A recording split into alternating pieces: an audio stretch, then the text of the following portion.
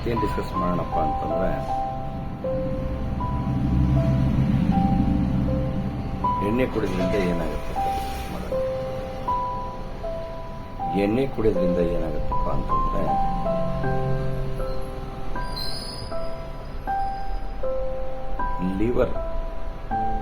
ಲಿವರ್ನಲ್ಲಿರಂತಹ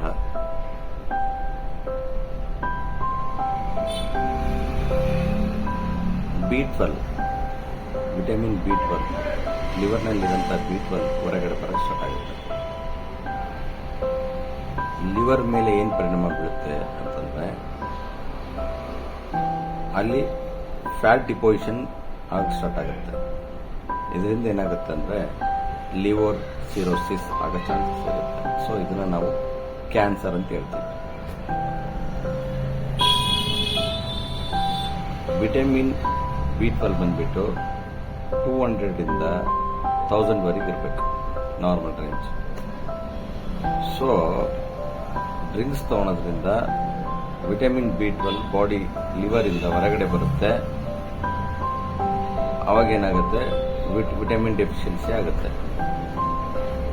so ಇದರಿಂದ ಏನಾಗುತ್ತೆ, ನಮ್ಮ ಬಾಡಿಗೆ ವಿಟಮಿನ್ ಕಮ್ಮಿ ಆಗುತ್ತೆ.